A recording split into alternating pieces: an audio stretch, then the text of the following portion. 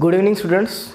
In previous part of Science 10th Maharashtra State Board, we have studied some basic concept related to periodic classification of elements, 10th second chapter.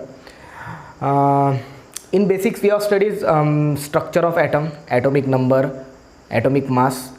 If you are not seen that part, you can go to the playlist and you can watch that. There were many scientists who come up and propose some theories related to the classification of elements. First recognized scientist named Dobriner, who was a German scientist, proposed the theory of classification of element. According to him, property of the middle element is approximately equal to the mean of atomic mass of other two elements. मतलब उसने क्या किया था, property जो elements है उनका classification on the basis of atomic mass number किया था. वो आप लोगों ने मतलब मैंने पिछले पार्ट में एक्सप्लेन किया है अच्छे से. आप जाके वो बेसिक्स और वो डोब्रानर का फर्स्ट साइंटिस्ट जिसने क्लासिफिकेशन किया था, तीन के एलिमेंट्स के ग्रुप बनाए थे, वो आप एक बार देख लीजिए. Now in this part we are going to study the Newlands law of Octave.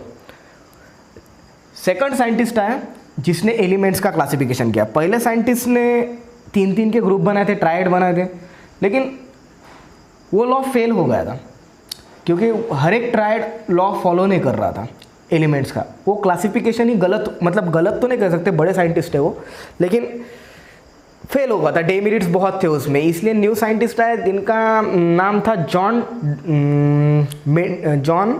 Newlands. वो उन्होंने एक थ्योरी दी थी, वो हम इस पार्ट में हम पढ़ेंगे. तो उसका लॉ बहुत ही फेमस हो गया था, Newlands law of Octave. Newlands law of Octave. आप हेडिंग डालोगे, मेरे साथ नोट्स बनाइए. अगर एग्जाम में क्वेश्चन पूछे right short note on Newlands law of Octave, मतलब इससे अब ज़्यादा अब तक क्वेश्चन नहीं है. ज़्यादा से ज़्यादा फिल इन द ब्लैंक्स में क्वेश्चन आते हैं, मैच द पेयर्स में क्वेश्चन आते हैं, नहीं तो वो रिलेशंस वाले क्वेश्चन आते हैं उसमें आता है. नहीं तो ज़्यादा से ज़्यादा 2 मार्क के लिए क्वेश्चन आता है, state the Newlands law of octave and explain some points वगैरह, ऐसे क्वेश्चन आएंगे. 2 मार्क से ज़्यादा क्वेश्चन नहीं आता, इसलिए तो एक बार देख लीजिए, मेरे साथ साथ नोट्स बनाए. पहला, न्यूलैंड्स ने क्या किया था, उसने भी एटम की arrangement increasing order of their atomic मास की थी. तो पहला पॉइंट मिल गया. ही arrange the elements in increasing order of their atomic mass. मतलब उसने भी एलिमेंट्स की arrangement increasing order of their atomic मास, मतलब एटॉमिक मास तो पिछले पार्ट में मैंने बताया था, एटॉमिक मास के बेसिस पे उसने क्या की थी, अरेंज की थी. इंक्रीजिंग ऑर्डर मतलब 1, उसके बाद 2, उसके बाद 3, मतलब इंक्रीजिंग ऑर्डर, समझ में आ गया, इन असेंडिंग ऑर्डर. ठीक है, तो एटॉमिक मास के ऊपर से उसने की थी. इसका लॉ क्या था, इसके हिसाब से the property of every 8th element is equal to the property of first element. समझा दो, पहले लिख लीजिए इसका law. The property of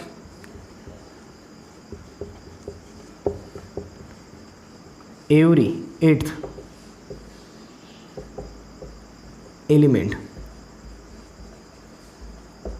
is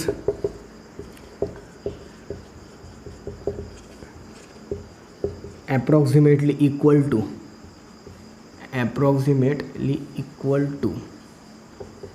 the property of every 8th element is approximately equal to the first. मतलब जब उसने element increasing order में अरेंज किए तो जो कुछ भी 8th एलिमेंट था उसकी प्रॉपर्टी फर्स्ट एलिमेंट के साथ क्या हो रही थी, मैच. मतलब क्या है, ये क्या है, पीरियोडिसिटी. मतलब after equal interval means every 8th element has property similar to first element. अब देखिए उसने अरेंज, अभी हम लोगों ने देखा था कि मतलब उसने increasing order of their atomic mass arrangement की थी. फिर property of every 8th element is approximately equal to the property of first element. फिर उसने देखिए अरेंजमेंट कैसी की थी. He started with the lightest element hydrogen. उस टाइम पे इनर्ट गैसेस मतलब नोबेल गैसेस नहीं थे। आपको ये इनर्ट गैसेस नोबेल गैसेस क्या है मैं थोड़ी देर में बताऊंगा, पहले आप ये ध्यान दीजिए, मॉडर्न पीरियोडिक टेबल में देखेंगे हम। उसने लाइटेस्ट एलिमेंट हाइड्रोजन से शुरुआत की थी, हाइड्रोजन, हीलियम नहीं था, hydrogen, helium, lithium, beryllium, boron, carbon, nitrogen.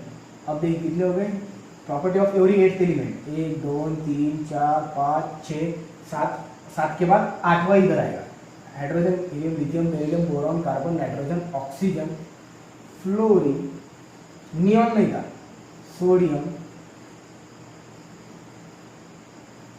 Magnesium, aluminium, silicon, phosphorus, sulphur, chlorine, argon नहीं था, पोटेशियम, कैल्शियम। और आगे भी उसने अरेंजमेंट की थी, लेकिन उसकी जो अरेंजमेंट थी एटॉमिक नंबर, देखिए मैं इसको बड़ा अच्छे से टेबल बना दूँ, पीरियोडिक टेबल लगना चाहिए। पीरियोडिक मतलब जो आफ्टर रेगुलर इंटरवल जिसकी प्रॉपर्टी एलिमेंट की रिपीट होती है उसको पीरियोडिक कहते हैं, और टेबल मतलब टेबल। देखिए फ्लोरीन की प्रॉपर्टी हाइड्रोजन के साथ क्या हो रही है, मैच होती है। सोडियम की प्रॉपर्टी लिथियम के साथ मैच होती है, मैग्नीशियम की प्रॉपर्टी बेरिलियम के साथ मैच होती है, एल्यूमिनियम की प्रॉपर्टी बोरॉन के साथ मैच होती है। ये तीसरा पॉइंट था। 2 पॉइंट पिछले वाले मतलब व्हाइट बोर्ड पे 2 पॉइंट लिखे थे, अब ये कितना पॉइंट हो, कितना पॉइंट होगा, 3rd पॉइंट। आप ये नोट डाउन कर लीजिए, मेरे साथ में डाउनलोड की मतलब नोट डाउन कीजिए, ठीक। तो हाइड्रोजन, लिथियम मतलब 1 2 3 4 5 6 7 और ये 8, 8वीं की प्रॉपर्टी फर्स्ट के साथ मैच, 8वीं की प्रॉपर्टी फर्स्ट के साथ मैच। उसने वो मतलब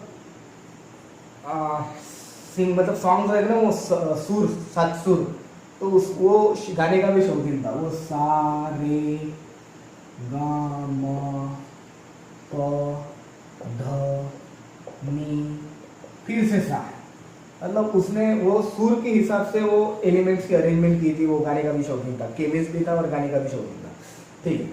तो उसने अरेंजमेंट आगे भी की थी, मतलब देखिए 4th पॉइंट लिखता हूं मैं, he started with lightest element hydrogen and ended with thorium. मतलब उसने लाइटेस्ट एलिमेंट हाइड्रोजन के साथ शुरू की थी और एंड किया था थोरियम पर।